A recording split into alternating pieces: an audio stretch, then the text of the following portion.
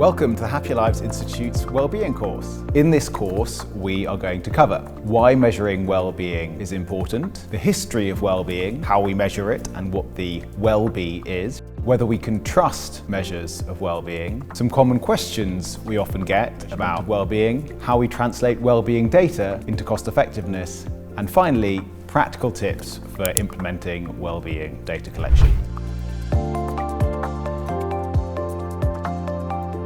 Why are we here? Why do people work in charity? As someone who's run a charity for the past 6 years, let me tell you, it's certainly not for the money or for the stress-free lifestyle.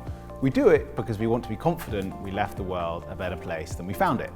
But how do we actually know if we're doing that? One expression we like is, if you didn't measure it, it didn't happen. Charities will track things like how much money they raise, how many people they reach, or how many programs they run. But does that actually tell us if people's lives are improving? And that's what we're here to talk about today. We're going to get nerdy and talk about levels of measurement. So are we really measuring what matters? Typically, charities will use 3 levels of measurement. Inputs, which measure the resources used, like the amount of funding. Outputs track what was delivered with these resources, like the number of people who received a cash transfer. Outcome indicators look one step further at the benefits created by those outputs. Did those cash transfers lead to more businesses being started or higher household incomes in the long run? In this course, we're going to argue for and tell you about a 4th level of measurement, the impact measure. Why? Well, first I'm going to explain why the other measurements just aren't cutting it. Okay, so let's consider using input and output indicators. These are measures both of implementation success, and while they matter, they don't tell us if a project truly succeeded. So we'll take this example. In 2018, Oxfam reviewed a latrine project in Uganda. The latrines were built before the people had even moved into the camps and were delivered under budget. Okay, that's a clear success by input and output measures. But when they asked women in the community, they found over 90% weren't using them after dark. Instead, nearly half of them were choosing to engage in open defecation rather than using the brand new latrines. The problem was that the latrines were down a dark pathway with no lighting, and the latrines didn't have secure locks. So this meant that women felt unsafe using the toilets after dark. So looking at an output measure, this project looks like a real success. But would you call it a success? I certainly wouldn't. Okay, so clearly input and output indicators are important, but insufficient to evaluate the success of a project.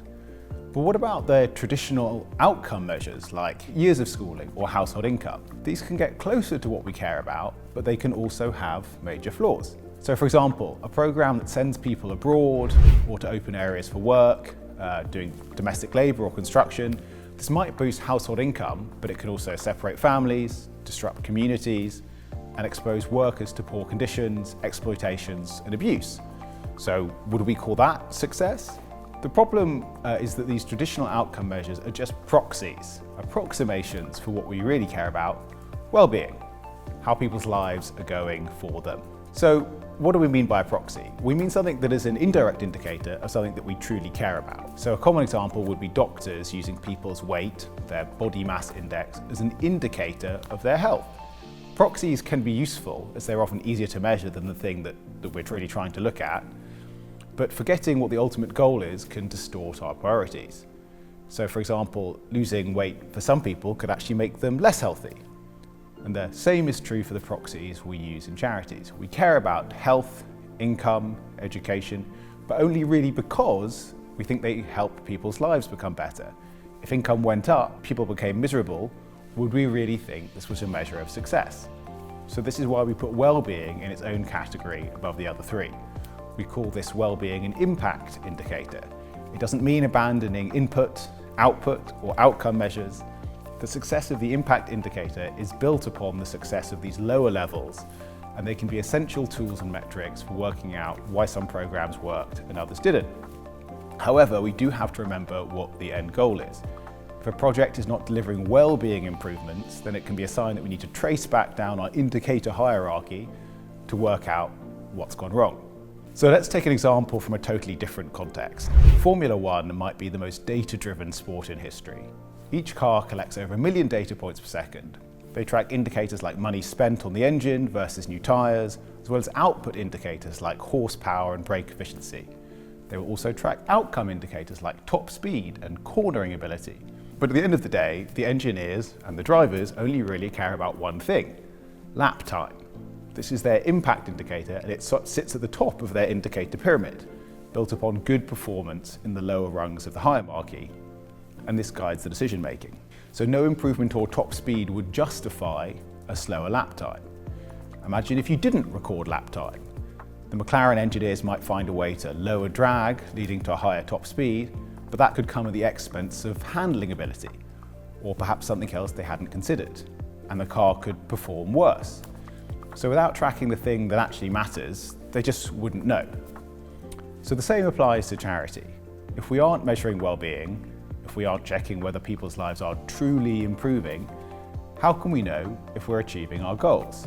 And perhaps we're old-fashioned, but we think that when organisations are trusted with significant resources from donors to do good in the world and improve humans' well-being, they have a responsibility to ensure that their interventions are actually achieving that goal. Now, the well-being metric isn't just a higher goal, it also solves some really important practical problems, which is comparing different types of projects. So imagine a charity called Helping the Kids runs three things. It provides textbooks, it gives nutritional supplements to cover deficits, and then offers psychotherapy for struggling children. Each one clearly has benefits, but how do you compare them? Using an output measure, this comparison isn't really possible. So suppose that for $1,000 you can provide 50 textbooks, 1,000 supplements, or 10 therapy sessions. Which is having the most impact? These units are completely different, so there's no obvious way of comparing them. We could also use traditional outcome metrics like improved grades, extra years of schooling, or household income, but then we're back to the question of, well, what really matters? Prioritising one over the other will lead you to different conclusions. And without a common metric, we run into the same problem. Programs are still impossible to compare and prioritise effectively. This ability to compare programs can allow charities to create more impact with their donations. For example, imagine data shows that psychotherapy boosts well-being 10 times more per dollar than textbooks. Well, now the charity can reprioritise, move money internally away from textbooks into psychotherapy and have more impact for no extra cost. What if there are also hidden benefits to programs? Perhaps those who undergo psychotherapy improve their relationships with their family and friends. This seems like a valuable benefit, but none of the traditional outcome metrics would capture this. In fact, this is something we have repeatedly seen with psychotherapy in particular. So traditional metrics, the sort of economic ones, would tend to undervalue mental health interventions because they can't capture the actual benefits felt by the people who receive them. So similarly, what about if a program has hidden negative outcomes? Perhaps a cash transfer leads to jealousy within the town or social ostracization for the receiving family. Should we not care about this? Not at all. What sort of metric would we use to capture these hidden, felt, subtle negative outcomes? So we think it's important to let the beneficiaries speak for themselves. Think about this in your own life. Do you care how happy you are? Do you care how happy your friends, family, children are? I imagine so. So why do we draw the line between what we deem important for ourselves and what we think should be important for people supported by a charity? By measuring well-being, we acknowledge the dignity and humanity of people supported by charitable interventions. They will care about their happiness just as much as you care about yours, and they are much better judges of their own lives than we could ever hope to be for them. So we allow them to judge whether an intervention made their life better or worse, rather than imposing on other people our view of what we think makes their life go well for them. By using well-being, you might not only be able to get more out of your existing dollars, but by showing you are undertaking efforts to maximise your reach, you could unlock new donations. So for example, a study by Fidelity Charitable found that 65% of donors said they hesitated to give because they didn't understand their impact, and 81% worry about their donations' effectiveness. And this is a trend you can expect to keep on rising. Millennials are over twice as likely to track the results of a non-profit they supported compared to their parents. The market is moving towards transparent, accountable, evidence-based organisations.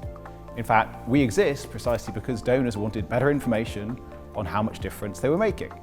And that's what our research helps them do. And that's why we want you to collect strong data so that you can understand and make your case.